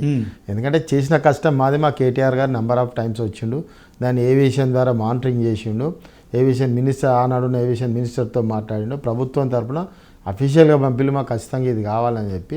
దానికోసం ల్యాండ్ ఎక్వేషన్ కోసం మేము ఆర్డీఓ ద్వారా కూడాకు మేము డైరెక్షన్ ఇవ్వడం కూడా జరిగింది. అన్ని రకాలుగా అన్నీ చేసి ఫైనల్ అప్రూవల్ కాడ జరిగిందండి. అట్లా ఇప్పుడు చాలా చేస్తున్నారండి. అట్లా అనుకుంటే మీకు ఇప్పుడు ఎయిర్పోర్ట్ ఒకటి కదండి, మేము సూపర్స్పెషాలిటీ హాస్పిటల్ కట్టినాం, దాన్ని ఎందుకు కంప్లీట్ చేస్తలేరు? నిరుపేదల కోసమే కదా. ఉత్తర తెలంగాణలో అతిపెద్ద నగరం వరంగల్లో ఉత్తర తెలంగాణ ఉపయోగపడేటువంటి హాస్పిటల్ కట్టినప్పుడు దాన్ని ఎందుకు ఉపయోగిస్తలేరు కంప్లీట్ చేసి? మీ చేతగాంతనం కదా. పెండింగ్లో ఉందా? పెండింగ్లోనే ఉంది. వర్కింగ్ ఎక్కడిది? జస్ట్ ఇంకో 200-250 crores పెడితే కంప్లీట్ అవుతుంది. దాంట్లో నువ్వు కనీసం ఓపీ స్టార్ట్ చేయి. అది కూడా లేదు. ఇద్దరు మంత్రులు ఉన్నారు మీరు అప్పటి నుంచి అంటున్నారు కదా. ఏదండి వీళ్ళది? ఎంజిఎంలో మెడిసిన్స్ లేవు, ప్రాపర్ డాక్టర్స్ లేరు, అడ్మినిస్ట్రేషన్ లేదు, పవర్ పోతుంది దాంట్లో ఎప్పుడంటే అప్పుడు పవర్ పోతుంది ఎంజిఎం మీద. మీరు ఒక రిపోర్ట్ తెప్పించుకోండి. ఎంజిఎం మీద భయంకరమైన పరిస్థితి. అంటే ఒక పని విధానానికి తార్కాణం, మీకు ఒక బేస్, వీళ్ళ నాలెడ్జ్ ఏమున్నదని మీకు అర్థమవుతుంది. ఎంజిఎం ఎట్లుందో మీరు చూడండి. ఓకే, అక్కడ కట్టినటువంటి సూపర్ స్పెషాలిటీ హాస్పిటల్ని పెండింగ్ పెట్టిలేందో చూడండి. మీకు ఒక బస్ స్టాండ్ మొత్తం రైల్వే స్టేషన్ ఎదురుగా తవ్వి పెట్టిల్లండి. 63 కోట్ల అడ్మినిస్ట్రేషన్ శాంక్షన్ తెచ్చినాం, ఫైనాన్స్ శాంక్షన్ తెచ్చినాం, టెండర్ చేసినాం, పెట్టినాం. దాన్ని కంప్లీట్ చేయలేకపోతున్నారు. ఇదొక్కటి కాదండి. ప్రజలకు మిడ్ డే మీల్స్ వాళ్ళకి బిల్లులు ఇస్తలేరు, రోడ్డు ఎక్కిలు ధర్నాలు, వాళ్ళు రాస్తారు. ఒకళ్ళు వాళ్ళకి ఎంత అండి? 3,000 రూపాయలు మిగులుతుంది ఒక వ్యక్తికి. వాళ్ళకు కూడా బిల్లులు హరీష్ రావు గారు అవును, ఇవాళ కలిసిల్లు, ఇవాళ మార్నింగ్ హరీష్ రావు గారిని కూడా నా కాన్సెన్స్కి వెళ్ళి వచ్చింది వాళ్ళు. ఓకే, నాకు చెప్పారు, నా కాన్సెన్స్కి వెళ్ళండి అన్న ఏమన్నా ఉంటే ప్రయత్నం చేసి ఇప్పిస్తాడని పంపించాం మేము. నా కాన్సెన్స్కి వెళ్ళి వచ్చారు. నేనేమంటున్నా అంటే తమరికి ఒక లీడర్ యొక్క క్వాలిటీ చూడాలంటే ఆ జిల్లాలో ఏం జరుగుతుంది అన్నది ఇప్పుడు మీకు ఇన్ని అంశాలు చెప్పాను. నిజమా అబద్ధమా తెలుసుకోండి. కనీసం మేము ప్రతిపక్షంగా మేము అంటున్నాం, సరి చేసుకునే బాధ్యత నీకు లేదా? ప్రభుత్వంలో ప్రజల గొంతుగా వినిపిస్తున్నారు మీరు, అంతే కదా. నీకు సరి చేసుకునే బాధ్యత లేదు, మీదికెళ్ళి జగ్గేస్తాడు. నీ ముఖ్యమంత్రి ఎట్లున్నా మీరు అట్లున్నారు. అదే సమంత ముచ్చడెత్తంగానే సమంత ముచ్చడెత్తుతారు. ఓకేనా? జూన్ 2 రోజు ఏమంటారు, రిపబ్లిక్ డే చెప్తారు. రాష్ట్ర అవతరణ దినోత్సవం రోజు గణతంత్ర దినోత్సవం చెప్తారు. అంటే వీళ్ళ మైండ్ ఆఫ్ సెట్ ఎట్లుంది, ఎటుపోతుంది? ఇప్పుడు కాన్సల్టేషన్ ఉంటే నువ్వు ఏం చెప్తున్నావు అనేది ఒక అర్థమవుతుంది. ప్రజలకు ఏ విధంగా పని తీసుకెళ్తున్నావు అని చెప్తుంది. వెమ్లవాడలో మీకు ఆవులు ఎవరికి ఇచ్చినావు టెండర్? గీసుకొండ ఆత్మాకి అబ్బాయికి టెండర్ ఇచ్చినావు, నువ్వు లెటర్ ఇచ్చినావు, వాడు తీసుకుపోయిండు. ఆవులు మన సెంటిమెంట్ కదా. మరి వేములవాడలో ఆవుల పరిస్థితి అంతే, ఆలయాల పరిస్థితి అంతే, నీ దగ్గర ఓఎస్డి పరిస్థితి అంతే. అంటే కొండా సురేఖ గారు మొత్తానికి మంత్రి పదవిలో చాలానే అవినీతి అక్రమాలు చేస్తున్నారంటారా? నేనే అవినీతి అక్రమాలు అన్నదే ఒకటే కొలమానం కాదండి. నేను అవినీతి అక్రమాలు అన్నది వాళ్ళ డిపార్ట్మెంట్ చూసుకోవాలి. నేను ఒకటే క్లియర్, నీ అడ్మినిస్ట్రేషన్లో కింద అధికారి తప్పు చేస్తా అంటే నువ్వు పని చేస్తలేవు అన్నది సింపుల్ అండి. అది ఇక ఓకే, ఎంజిఎంలో మందులు లేవు, మంత్రులు ఏం చేస్తారు? పని చేస్తలేనట్టే కదా. ఓకే, కట్టిన 1,250 కోట్లు ప్రజల పైసలు ఎందుకు పూర్తి చేస్తలేవు? పని చేస్తలేనట్టే కదా. అదేవిధంగా నీ వేములవాడలో ఆవులను చనిపోయిన బొందలు పెట్టి ఇది చేస్తున్నారు, నువ్వు పని చేస్తలేనట్టే కదా. అదేవిధంగా నీకు తెలియకుండానే ఫారెస్ట్ ల్యాండ్స్ అనేక్రాంతం అవుతా ఉంటాయి. నీ ఆఫీస్లోనే నీ సొంత మంత్రి ఛాంబర్లోనే గడబడి ఉంటే ఎట్లా అండి? కరెక్ట్ కాదు కదా. మీరు ప్రజలకు ఏం కావాలో అది చూసుకోవాలి తప్ప మీ విత్ ఇన్ ద పార్టీలో కూడా ఇదే పంచాయతీ. మరి ఓకే, అడవిలో అక్క సీతక్క ఆమె ఎట్లుంది? ఆమె ములుగు కాన్స్టిట్యున్సీ కావచ్చు, తర్వాత ఉమ్మడి జిల్లా మంత్రిగా ఏమైనా మార్పు చూపెడుతున్నారు? నిజంగానే గిరిజన ప్రాంతాల్లో మరి నిత్యం సంచరిస్తున్నట్టు, వాళ్ళ కష్టాల్లో పాలు పంచుకున్నట్టు కూడా మరి ఎక్కువ రెగ్యులర్గా వార్తలు వస్తున్నాయి. సో ఆమె పనితీరు ఎట్లుంది అంటారు? మా అక్క social media super star. Social మీడియాలో సూపర్ స్టార్. అలా సోషల్ మీడియాలో అంతగా దాంట్లో సూపర్ స్టార్. మళ్ళీ క్షేత్రస్థాయిలో చేతల్లో లేదు చూపించాలి. అస్సలు ఉండదు. ఆడున్న మెడికల్ కాలేజ్ మేము తెచ్చినామండి. అంటే 22 నెలలుగా కూడా వరంగల్లో అభివృద్ధి జరగట్లేదా? ఒకటి గుర్తుపెట్టుకోండి, భారతదేశ స్వాతంత్రం వచ్చి 79 సంవత్సరాలు అయింది. 10 సంవత్సరాలు బీఆర్ఎస్ పార్టీ పరిపాలించింది, 69 సంవత్సరాలు ఇతర రాజకీయ పార్టీలు పరిపాలించినాయి. భారతదేశం ఏ స్థాయిలో ఉంది, మన ద్రవ్య రేటు స్థాయి ఏంది, అవును. డెవలప్మెంట్ ఏంది, ఇంకా నీకు పేదరికం ఏ స్థాయిలో ఉంది. అది కులమానం కాదు. ఓకే. కులమానం ఏంటి, నీ ప్రాంతానికి నువ్వు ఏం చేసినావు, నీ దాంట్లో ఉన్న గిరిజన బిడ్డలకు వాళ్ళు పేదరికంలో ఉన్నారు, ఏం చేసినావు, వాళ్ళు అప్గ్రేడ్ చేస్తున్నావా చేస్తలేవా, వాళ్ళ ముందుకు తీసుకెళ్ళలేదా, అది చేయాలి. చేసినప్పుడు ఏమవుతుంది, నీ స్థాయిలో నీ సమయంలో నువ్వు ఎంత న్యాయం చేసినావో అది కంపేర్ అవుతుంది. ఎందుకంటే ఓవరాల్ భారతదేశాన్ని చూసినప్పుడు 69 ఏళ్ళల్లో ఇతర రాజకీయ పార్టీలు పరిపాలించినప్పుడు జరిగిన స్థాయి ఏంది, వీళ్ళ ఒకటే మోటో అండి వీళ్ళందరిది, కాంగ్రెస్ వాళ్ళది, ఇతర రాజకీయ పార్టీలది, ఈవెన్ బీజేపీది కూడా ఒకటే, పేదవాడు పేదవాడుగానే ఉండాలి, ధనికుడు ధనికుడిగానే ఉండాలి, వీళ్ళ రాజకీయ పబ్బం నడవాలి. కేసీఆర్ చేసిన అతిపెద్ద తప్పు ఏంటంటే నిరుపేదలైనటువంటి పేదలను అభ్యున్నతి వైపు తీసుకెళ్ళాలి, ఆర్థిక పురోగతిని పెంచాలి, అదేవిధంగా మహిళలు అభివృద్ధి జరగాలి, అదేవిధంగా ఇన్ఫ్రాస్ట్రక్చర్ తీసుకురావాలి, ఇన్వెస్ట్మెంట్స్ వస్తాయి, ఇన్ఫ్రాస్ట్రక్చర్ చేస్తేనే ఇన్వెస్ట్మెంట్స్ వస్తాయి, ఇండస్ట్రీస్ వస్తాయి. ఇది మా యొక్క పాలసీ, మా కేసీఆర్ గారి యొక్క పాలసీ. అందుకే ఇవాళ ఐటీ రంగం కేసీఆర్ పాలసీ అని అదే అంటున్నారు. నీళ్లు నిధులు నియామకాల కోసం సాధించుకున్న తెలంగాణ రాష్ట్రంలో నీళ్లు ఎర్రవెల్లి ఫామ్ హౌస్కి, తర్వాత నిధులు వాళ్ళ కవిత గారు కూడా ఆరోపించారు. బంగారు తెలంగాణలో హరీష్ రావు కుటుంబం తర్వాత సంతోష్ రావు కుటుంబం బంగారమయమైనాయి అని చెప్పి కావచ్చు. తర్వాత అదే అంశం ఒక స్ట్రేట్ క్వశ్చన్ వేయాలా, నియామకాల విషయంలో అంటే ఉద్యోగాలు కేసీఆర్ ఫ్యామిలీకి అయిపోయినాయి. సో సో కవిత కూడా ఇప్పుడు ఆరోపించినట్టు ఆమె కూడా ఇప్పుడు మీకు సో కవిత ఏమన్నది నేను పూర్తిగా విన్నా తప్పది, నాకంటే చిన్నదే నేను తప్ప. సంతోష్ రావు హరీష్ రావు గురించి ఆమె మాట్లాడింది కదా, మాట్లాడింది అది విన్నా, కానీ మీరు మిగతా అని అనలేతాను. విషయం ఏంటంటే నియామకాల అంశంలో కేసీఆర్ కుటుంబంలోనే 5గురికి ఉద్యోగాలు ఉన్నాయి. ఇవన్నీ చాలా రోజుల నుంచి వీళ్ళు ఆరోపిస్తున్నారు. సో ఎవరు ఆరోపిస్తున్నారు, తెలంగాణ సంపదను దోచుకున్నారు. కాళేశ్వరం అనే 1,00,000 కోట్ల ప్రాజెక్టు కట్టిరు, అవి దాంట్లో దోపిడీ జరిగింది. తర్వాత మిషన్ భగీరథ, మిషన్ కాకతే, వీటన్ని హరితహార అంశంలో కూడా కవిత మీరు అంటున్నారు కదా, హరితహార అంశంలో ఆమె డిఫరెంట్, ఆమె సబ్జెక్ట్ వేరే చెప్పింది. ఈ మన స్టేట్ గవర్నమెంట్ హరితహారం కాదు, వేరే సబ్జెక్ట్, అది మీరు చెక్ చేసుకోండి మళ్ళీ. పాయింట్ ఏంటంటే నేను మిమ్మల్ని కోరేది ఏంటంటే తను చేసిన ఆరోపణలలో తప్పు ఉన్నది కాబట్టి ఇవాళ సస్పెండ్ కాబడ్డది, వెరీ క్లియర్ అండి. మా పార్టీ నిర్ణయం తీసుకున్నది. రెండోది, హరీష్ రావు గారు ఉద్యమం చేయలేదా అండి, కేటీఆర్ చేయలేదా అండి, అదేవిధంగా హరీష్ రావు మన కేసీఆర్ గారు ఒక వ్యవస్థను నడపాలంటే ఆయనకు ఒక బ్యాక్ ఆఫీస్ టీం ఉండాలి కదా, టీంలో వ్యక్తే సంతోష్ రావు. దానికి ఏదైనా అన్నదానికి ఆధారం ఉంటే చెప్పాలి. ఇప్పుడు పొలిటికల్గా ఇట్లా కొట్టిపాడేస్తే అది చాలా ఈజీ అండి. ఇప్పుడు నా మీద ఆరోపణలు చేస్తే ఇమ్మీడియట్లీ ఓటమి అయిపోయాక కూడా నేను సీరియస్గా నిలబడి ఇన్ఫర్మేషన్ యాక్ట్ కింద పెట్టి అదే కార్మికులతో పెట్టి తీసుకొచ్చి ప్రజల ముందు పెట్టినాం. మీరు కూడా ఏమనంటే చూపించండి. ఊరికే అంటే మీ నువ్వేదో మనసులో అనుకుని అది సమాజానికి చెప్తే, అది నేను చెప్తేనే దానికి శంఖంలో వచ్చినట్టు తీర్థమైతే అనుకుంటే తప్పు. ఇప్పుడు ఎవరు పట్టించుకుంటారండి, ఎవరు పట్టించుకోరు. ఓకే, ఉమ్మడి కరీంనగర్ జిల్లా కావచ్చు, ఉమ్మడి వరంగల్ జిల్లాలో నిర్మించిన కాళేశ్వరం ప్రాజెక్టు పనికిరాదు, కూలిపోయింది. మీరు అధికారంలో ఉండగానే అది కూలిపోయింది. ఈ అంశంలో మరి ఏం చెప్తారు? దీంట్లో కాంగ్రెస్ అయితే వెరీ సీరియస్గా బీఆర్ఎస్ పార్టీ అంశంలో విజిలెన్స్ ఎన్ఫోర్స్మెంట్ ఎంక్వైరీ చేయించింది, తర్వాత జ్యుడిషియల్ కమిషన్ ఎంక్వైరీ పూర్తయిపోయింది, సిబిఐకి ఇవ్వబోతున్నారు. ఎన్డీఎస్ఏ కూడా అది పనికిరాదని చెప్తున్నారు. అందులో డ్యాంలో ఆ బ్యారేజ్లో నీళ్లు నింపితే ఇంకా ప్రమాదం ఇంకా ఎక్కువ అవుతుంది అని చెప్పి కాంగ్రెస్ పార్టీ ఆరోపిస్తుంది కదా, ఏం చెప్తారు? ఇప్పుడు సిబిఐకి ఇచ్చిళ్ళు, సిబిఐకి ఎవరు అప్రూవల్ ఇవ్వాలి? కేంద్ర ప్రభుత్వం ఇప్పారు. కేంద్ర ప్రభుత్వం అప్రూవల్ ఇవ్వడమే కాకుండా ఇంకోటి డిఎస్పి టీం ఉంటుంది, ఢిల్లీ స్పెషల్ పోలీస్ టీం ఉంటుంది, వాళ్ళు యాక్సెప్ట్ చేయాలి. ఓకేనా? వాళ్ళు ఎప్పుడు యాక్సెప్ట్ చేస్తారు? దీనిలో సరైన మసాలా ఉన్నప్పుడే చేస్తారు. వాళ్ళు 1,00,000 కోట్లదే అంటున్నారు, కట్టిందే 96,000 కోట్లతోటి. 1,00,000 కోట్లది ఎక్కడ అవుతుందండి? అక్కడ నిర్మాణం కనబడతలేదా? ఇంకోటి దాని ఆస్తి విలువ పెంచిళ్ళు. ఇవాళ ఆ నీరు వచ్చినప్పుడు రైతులంతా పుష్కలంగా వరి పండించిళ్ళు. అంటే కాంగ్రెస్ కూడా అంటుంది కాళేశ్వరం నుంచి ఒక్క చుక్క నీరును వాడకుండా మేడిగడ్డ, అన్నారం, సుందిల ఈ ప్రాజెక్టులు మీరు ఒక్క చుక్క కూడా వాడకుండా మేము అంతకంటే ఎక్కువ ప్రొక్యూర్మెంట్ చేసినాం. బీఆర్ఎస్ కంటే కాంగ్రెస్ హయాంలో అధికారంలోకి వచ్చిన తర్వాత ఎక్కువ ప్రొక్యూర్మెంట్ ఏం చేసిండ్రు రికార్డు ఉన్నగా తీయండి.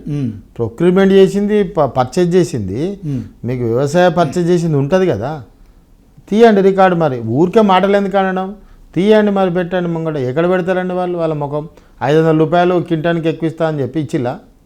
ఇవ్వలేగా అండి. సన్న బియ్యానికి బోనస్లు ఇచ్చారు కదా. సన్న బియ్యాన్ని కాదండి, సన్న బియ్యాన్ని తర్వాత మాట మార్చి ఇచ్చిళ్ళు, సన్న బియ్యాన్ని కాదు. సన్న బియ్యం హాస్టల్లో ఇస్తున్నారు, రేషన్లు ఇస్తున్నారు. అదే సన్న వాటిలో సన్న బియ్యం అండి. మీకు ఇవాళ మీ 99 టీవీ ద్వారా ఒక ఛాలెంజ్ చేస్తాను. సన్న బియ్యం కనుక హాస్టళ్లలో ప్రాపర్గా ఉందంటే దేనికంటే దానికండి. ఓకే, ఇవాళ హాస్టల్ల పరిస్థితి ఏందండి? ఆగమ్య గోచరంగా ఉన్నాయి హాస్టల్ల పరిస్థితి. అది మీ హయాంలో స్టార్ట్ చేసారు కదా, కేసీఆర్ అన్నారు కదా, నా మనవాడి మేమిచ్చిన బియ్యం #1 క్వాలిటీ అండి. ఇవాళ సన్న బియ్యం మీరు హాస్టల్లో పోయి చూడండి, అవి ఏ స్థాయిలో ఉన్నో చూడండి. మేము ఎందుకంటే చిన్న పిల్లల మీద మేము వేరేగా రాజకీయాలు చేయం. మేమేమంటున్నాం, మా డిమాండ్ ఒక క్వాలిటీ గల ఫుడ్ ఇవ్వండి. మీరు సన్న బియ్యం అని పేరుకు చెప్పి గొప్పలకు పోయి చెప్తున్నారు. మీరు అన్ని గొప్పలకు పోతాళ్ళు. మీరు పదవిలో ఉన్నారు, గొప్పలకు పోకండి. మీరు ప్రాపర్గా ప్రజలకు ఆ క్వాలిటీ అందుతుందో అందుతలేదో చూడండి ఫస్ట్. ఓకే, 42% బీసీ రిజర్వేషన్లు ఇచ్చి తీరుతామని చెప్పి కాంగ్రెస్ చెప్తుంది. లోకల్ బాడీస్ ఎలక్షన్స్ రాబోతున్నాయి. జూబ్లీహిల్స్ ఉప ఎన్నిక కూడా రాబోతుంది. బీఆర్ఎస్ పార్టీ మొత్తానికి పార్టీ పని అయిపోయింది. సో అందరి మీద కేసులు పెట్టబోతున్నారు, జైలుకు పంపబోతున్నారు, ఒక విచారణలు కొనసాగుతున్నాయి. ఫార్ములా ఈ రేస్ కేసు విషయంలో కూడా కేసీఆర్ను అరెస్ట్ చేసేందుకు రంగం సిద్ధమైతే అన్నట్లు తెలుస్తుంది. ఏం చెప్తారు ఫైనల్గా? అవన్నీ మా కేసీఆర్ గారు, మా కేటీఆర్, మా హరీష్ అన్న, మా రామన్న ఇలా ఎప్పుడో చిన్నప్పుడు చూసి వీళ్ళ కథలన్నీ వాళ్ళు ఏమైనా చేస్తే కదా వీళ్ళు అరెస్ట్ చేసేందుకు. నువ్వు అక్రమంగా కేసు పెడతావు కావచ్చు, ఓకే, రేపు అది ప్రూవ్ కానప్పుడు నీ పరిస్థితి ఏంది?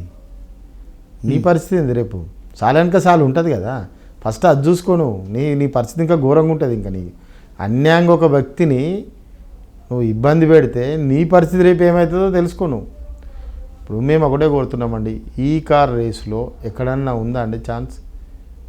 ఉందా? మీకు ఎక్కడైనా కనబడ్డదా? పోనీ అంటే రీసెంట్గా వాళ్ళు ఈ విదేశీ కంపెనీకి 45 కోట్లు ఇచ్చి దాంట్లో క్విడ్ ప్రోకో పాల్పడ్డారు పార్టీకి సంబంధించిన దాంట్లో. అది కూడా కనబడాలి కదా, అకౌంటే కదా, క్విడ్ ప్రోకో అకౌంటే కదా జరిగేది. డ్రా చేసే సిస్టమ్ ఉండదు కదా, ముందుకెళ్ళి ఇచ్చి వెనకకెళ్ళి తీసుకోవడమే కదా దాని అర్థము. అది జరిగిందా చూపించమని చెప్పి మరి పోనీ అదన్న సాక్ష్యం ఉండాలి కదా. నువ్వు ఏ సాక్ష్యం లేకుండా ఎవరి మీద పడదు, మా పార్టీ అధ్యక్షుని మీద, లేకుంటే మా మాజీ మంత్రి మీద, లేకుంటే మా ముఖ్యమంత్రి గారి మీద నువ్వు ఇప్పటి వరకు ఒకటే ఉన్నదా? నువ్వు మన పిల్లలు ఉన్నారు గ్రూప్ 1 పరీక్షలు, వాళ్ళ దగ్గర తప్పు జరిగిందిరా బాబు అంటే అది వినకుండా నువ్వేమో కథలు పడితే మా వాళ్ళ మీద కేసులు పెడితే తీరా హైకోర్టు ఏం చెప్పింది? వాళ్ళు కూడా ఉత్తర్వులేనా హైకోర్టు జడ్జీలు కూడా? అంటే బీఆర్ఎస్ పార్టీ హయాంలోనే, అంటే ప్రభుత్వం హయాంలోనే గ్రూప్ 1 పరీక్షలు దాంట్లో కొన్ని అక్రమాలు జరిగాయి, ఇప్పుడు కాంగ్రెస్ పార్టీ చేస్తుందని చెప్పి బీజేపీ ఆరోపిస్తుంది. ఏం చెప్తారు? ఇప్పుడు అశోక్ నగర్ పోదాంపా, ఎవరిని దాంతో తెలుస్తుంది, దాంతో ఎవరిది తప్ప ఎవరిది రైటే తెలుస్తుంది. అశోక్ నగర్ పోతే తెలుస్తుంది అంతా. అప్పుడు రాహుల్ గాంధీ వచ్చి నకరా చేసిండు, ఇవాళ అప్పుడు బండి సంజయ్ పోయి నకరా చేసిండు, ఇప్పుడు వాళ్ళు ఇప్పుడు కట్టేసి అంటారు ఆడ అశోక్ నగర్. అసలు అశోక్ నగర్లో పిల్లలు ఉంటారా? ఇప్పుడు వీళ్ళ కథలు చూసి వీళ్ళ ఏషాలు చూసి చదవడే బంద్ చేసిండు వాళ్ళు ఇప్పుడు రోడ్లు ఎక్కుతారు. ఇప్పుడు ఒకటేనండి, తిరగబడ్డ తెలంగాణ తిరగబడ్డది. ఇంకా ఘోరంగా ఉంటుంది పరిస్థితులు. మీకు ఒక సింప్లైజ్ చేసి చెప్పాలంటే ఒక సామాన్యుడికి ఇవాళ ఉపాధి దొరుకుతలేదు. భవన నిర్మాణ రంగం కానీ, ఇంజనీరింగ్ విభాగం కానీ, అదేవిధంగా ఆటోమొబైల్స్కి సంబంధించి కానీ వాళ్ళకు పని దొరకడం లేదు. ఈ పని దొరకడం వల్ల వాళ్ళ జీవనోపాధి కష్టమవుతుంది. ప్రజలు అంత కింది స్థాయిలో ఇబ్బంది పడుతున్నారు. మీకు అది ఎక్కడ అర్థమైతలేదు. మేము మొత్తుకునేది ఏంది? మా నాయకులు మొత్తుకునేది, మేము మొత్తుకునేది, అందరం మొత్తుకునేది ఏంది? అరే బాబు నువ్వు అయినవరనైనా మంచిగా పాలించని చెప్తాను. ఓకే, అసెంబ్లీ ఎన్నికల్లో మీకు వచ్చిన పర్సంటేజ్ కావచ్చు, పార్లమెంటరీ ఎన్నికల్లో వచ్చిన పర్సంటేజ్ అంటే అక్కడ నుంచి ఇక్కడికి మీరు 37-38% అసెంబ్లీ ఎన్నికల్లో మీ పర్సంటేజ్ ఆఫ్ ఓటింగ్. అదే క్రమంలో లోక్సభకు వచ్చేసరికి పార్లమెంట్లో జస్ట్ 15 or 17. సో అంటే మీ గ్రాఫ్ తగ్గిపోతుంది.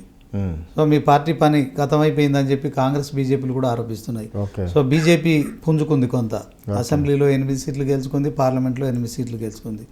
సో మీరే పరోక్షంగా బీజేపీకి సహకరించారని కాంగ్రెస్ కూడా ఆరోపిస్తుంది. తప్పండి. సో బీఆర్ఎస్ పార్టీని బీజేపీలో విలీనం చేస్తారని చెప్పి కవిత ఆరోపించి అదే క్రమంలో ఏపీకి సంబంధించిన MP BJP MP CM Ramesh కూడా ఆరోపించారు. సో మొత్తానికి ఆ ప్రతిపాదన ఏదన్నా జరిగిందా నిజంగానే? ఇప్పుడు సీఎం రమేష్ గురించి మీకెరికే మాకెరికే, ఆయన ఒక రాజకీయ బ్రోకర్, ఓపెన్గా చెప్తున్నాం. ఆయన ఒక రాజకీయ బ్రోకర్ అండి.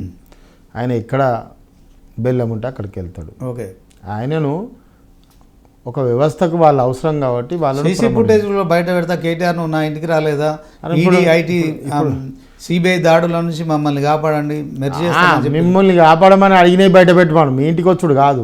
ఇప్పుడు నేను ఇవాళ మీ స్టూడియోకి వచ్చిందండి, మీరు కూడా మా స్టూడియోకి వచ్చి మమ్మల్ని బతలాడిండు మాజీ ఎమ్మెల్యే గారు అని, కానీ అది చూపించమని అంటున్నాం కదా. నువ్వు ఎందుకు ఓవర్ డైలాగులు కొడతాను నువ్వు? మళ్ళీ నువ్వు హైదరాబాద్లో ఉండవా సీఎం రమేష్? మరి కవిత కూడా అదే కామెంట్ చేసింది. దానికి ఏమని చేసింది? నేను జైల్లో ఉండగా తీహార్ జైల్లో. కవిత చేయడం ఏందండి, కేసీఆర్ గారు బాధ్యత సభలో చెప్పిండు. ఆయన ఏమని చెప్పిండు? బీజేపీ నా బిడ్డను వదిలిపెడతాము, నువ్వు పార్టీని విలీనం చేయాలంటే మా పార్టీ ఒప్పుకోలేదు, మేము చెయ్యమని కరాఖండిగా చెప్పినామని చెప్పిండు. ఓకే, ఇవాళ కవిత చెప్పడం ఏంది? ఎన్నడో పెద్ద వేదిక మీద చెప్పిండు కేసీఆర్. ఓకే, బీఆర్ఎస్ ప్రాతికేయుల ప్రస్థానంలో నిర్వహించిన వరంగల్లో నిర్వహించిన రజతోత్సవ సభ సక్సెస్ అయింది అనుకుంటున్నారా? ఏం చెప్తారు? ప్రతిపక్ష గుండెళ్లలో ముఖ్యమంత్రితోడు సహా 5-6 క్యాబినెట్లను కూర్చోబెట్టుకొని కళ్ళప్పగించకుండా ఇట్లా చూసి గుండెలు అదిరేలాగా బెగ్గులు పెట్టుకున్నటువంటి పరిస్థితిని ఏమంటారు? మా విజయమే కదా. అక్కడ జనాలు విజయం సాధించే విధంగా చేసిళ్ళు. ఆశించిన స్థాయిలో కేసీఆర్ మాట్లాడలేదని పార్టీలో కొన్ని వర్గాలు భావించినట్టు. అదే క్రమంలో కవిత కూడా 6 పేజీల రేఖ రాసిరు. సో మీరు ఆశించినట్టు ఆయన ప్రసంగం లేదని ఏమైనా అసంతృప్తి ఉందా?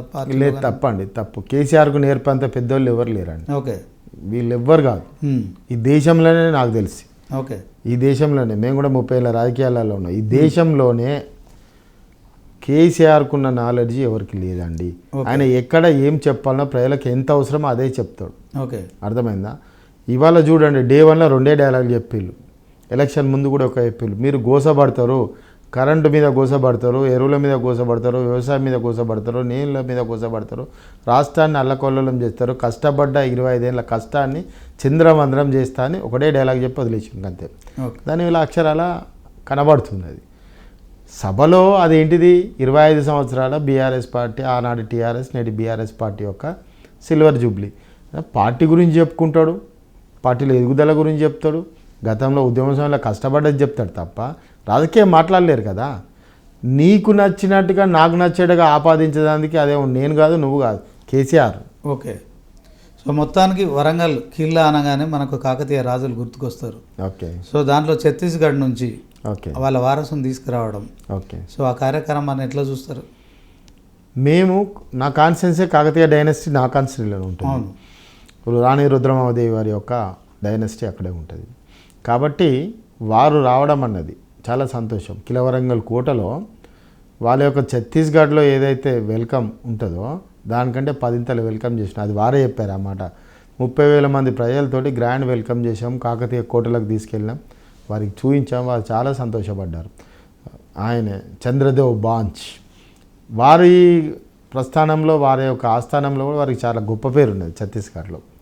మీకు కంటిన్యూటీ కదండి, వరంగల్, ములుగు, ఛత్తీస్గఢ్, మధ్యప్రదేశ్ ఇవన్నీ ఒకటే.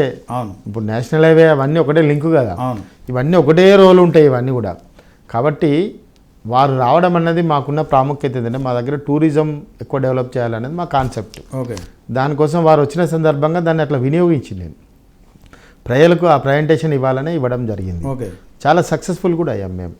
ఎందుకంటే మాకు అక్కడ ఒక కాకతీయ రాజుల డైనాసిటీ ఉంది, అమ్మవారు ఉన్నారు, భద్రకాళి అమ్మవారు, కాకతీయులకు 1000 స్తంభాల టెంపుల్ ఉన్నది, ఐలోని మల్లన్న ఉన్నాడు, హైదరాబాద్కి వెళ్ళి చాలామంది వస్తారు, మేడారం సమ్మక్క సారాలమ్మ ఉన్నది, నరసింహస్వామి ఉన్నాడు, అదే తర్వాత మీకు వాటర్ ఫాల్స్ ఉన్నాయి అక్కడ, రామప్ప ఉన్నది. ఓకే, మీరు వరల్డ్ టూరిజం దాంట్లో సెలెక్ట్ అయినటువంటి రామప్ప ఉన్నది. ఇవన్నీ అక్కడ ఒక టూరిజం జిల్లా అండి. అది ఆ టూరిజం జిల్లాను మీకు సింపుల్గా చెప్పాలంటే ఒక టూరిస్ట్ వస్తే 5 ఉపాధి జరుగుతుంది. రోజుకు ఒక 1000 మంది పర్యాటకులు వస్తే 5000 మందికి ఉపాధి కలుగుతుంది అక్కడ.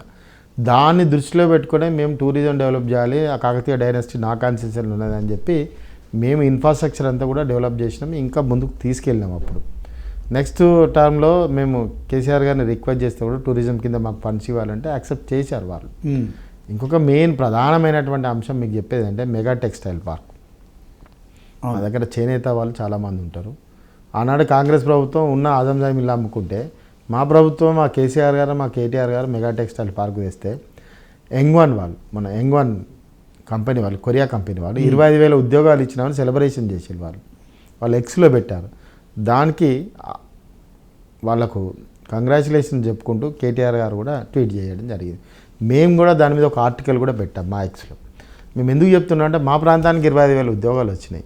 అంత పెద్ద మెగా టెక్స్టైల్ పార్కు 1200 ఎకరాలతోటి కలెక్ట్ చేశాడు, ఎస్టాబ్లిష్ చేసిన ఎంగ్వాన్, వినాయక, ఇంకొక కంపెనీ కూడా రావడం జరిగింది. ఈ 3 కంపెనీలతోటి ఇప్పుడు ఇంత ఒక కంపెనీలో 25,000 ఉద్యోగాలు, ఇంకా మిగతా 2 కంపెనీలలో కూడా ఇంకొచ్చినాయి.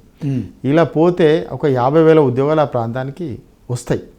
అంత ఎస్టాబ్లిష్ అయింది అక్కడ. ఇప్పుడు ఇవాళ మేము అంత తీసుకొచ్చినాం. మీరు పొడగొట్టి అమ్ముకుంటే, ఆజంజాయి మిల్లుని ప్లాట్లు చేసి అమ్ముకుంటే, మేము ఇవాళ మెగా టెక్స్టైల్ పార్కు తీసుకొచ్చినాం మా కేటీఆర్ గారు, మా కేసీఆర్ గారు. మరి ఇవాళ ఆ జిల్లాకు మేము చేసినాం. మీరేం చేసి ఇప్పుడు ఏం చేస్తున్నారు? మరి ఇన్ని చేసిరని మీరు చెప్తున్నారు, ఎందుకని ఉమ్మడి జిల్లా వ్యాప్తంగా బీఆర్ఎస్ ఎమ్మెల్యేలు ఓటమి కారణం ఏంటని? మేము త్యాగాల పునాదుల మీద తెలంగాణ సాధిస్తే రేవంత్ రెడ్డి అండ్ టీం అబద్ధాల పునాదుల మీదే ఇవాళ అధికారం సాధించింది. ఓకే, ఇప్పుడు ఒకసారి జూబ్లీహిల్స్ ఉప ఎన్నిక కావచ్చు, ఒకవేళ కనుక స్పీకర్ను నిర్ణయం తీసుకుంటే స్టేషన్ గన్పూర్కి సంబంధించిన మీ దగ్గర కూడా ఒక ఉప ఎన్నిక రాబోతుందని తెలుస్తుంది. అదే క్రమంలో స్థానిక సంస్థల ఎన్నికలు. ఓకే, సో మొత్తానికి మీరు చెప్తున్నట్టుగా అంటే బీజేపీ కాంగ్రెస్లు బీఆర్ఎస్ పని గతమైపోతుందని చెప్తున్నాయి. పార్టీకి పూర్వ వైభవం తీసుకొస్తారా? ఇదే క్రమంలో స్టేషన్ గన్పూర్తో పాటు స్థానిక సంస్థల ఎన్నికల్లో ఏ మేరకు మీరు విజయం సాధించగలుగుతారు? 80% మేమే సక్సెస్ అవుతామండి. ఎందుకు అవుతామన్నది కూడా చెప్తాను. మా మెరిట్స్ ఏమున్నాయన్నది ప్రజలు ఇప్పుడే వాళ్ళే చెప్తారు, మేము చెప్పని అవసరం లేదు. వీళ్ళ డిమెరిట్స్ అన్నవి మా మెరిట్స్ 80% చెప్తున్నారంటేనే వీళ్ళు 20% మెరిట్లు ఉన్నట్టే లెక్క. ఓకే, దాంతో స్పష్టంగా ప్రజల యొక్క పల్స్ దొరకబట్టడం ఎంతసేపు నిత్యం ప్రజలలో ఉండేవాడికి ఈజీగా దొరుకుతుంది.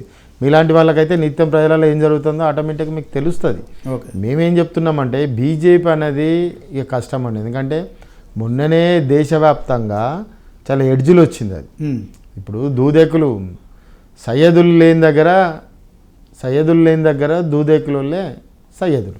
ఓకే, ఫైనల్గా ఫామ్ హౌస్లో కేసీఆర్ ఎవరిని కలవట్లేదు. నన్నపనేని నరేందర్ని కలిసిరా, మాట్లాడిరా? ఫైనల్ చెప్పండి. కలుస్తున్నారా? ఎందుకు కలవడండి? ఓకే, థ్యాంక్ యూ అండి ఎమ్మెల్యే గారు. సో మొత్తానికి ఎమ్మెల్యేగా మీరు చేసిన అభివృద్ధి కావచ్చు, మొత్తానికి కాకతీయ డైనాసిటీ ఆయన వారసుని తీసుకొని రావడం కావచ్చు, సో ఉమ్మడి జిల్లా ఏదైతే వరంగల్ కిల్లా ఉందో దాంట్లో చారిత్రాత్మకంగా కావచ్చు, అభివృద్ధి పరంగా కావచ్చు అభివృద్ధి చేశారు. కానీ కాంగ్రెస్ ఖచ్చితంగా ఈ అంశంలో కొంత అబద్ధపు హామీలు ఇచ్చి గెలిచిందని చెప్తున్నారు. ఇదే క్రమంలో 2 మంత్రుల పనితీరు కూడా మీరు ఆశించిన స్థాయిలో లేదు. సో ఖచ్చితంగా మీరు ఎన్నికల్లో గెలుస్తామనే విశ్వాసం అయితే ఉంది కదా? 100% రైట్. ఇది మరి నన్నపనేని నరేందర్ వరంగల్ ఈస్ట్కి సంబంధించిన ఎమ్మెల్యే. మొత్తానికి తెలంగాణ రాష్ట్రంలో బీఆర్ఎస్ పార్టీకి మరొకసారి ప్రజలు పట్టం కట్టబోతున్నారు. వరంగల్ అందుకు నాంది కాబోతుందనే విశ్వాసాన్ని వ్యక్తం చేస్తున్నారు. ఇది వాళ్ళ స్పెషల్ ఇంటర్వ్యూ. మరో ఇంటర్వ్యూతో మళ్ళీ కలుసుకుందాం. చూస్తూనే ఉండండి 9090.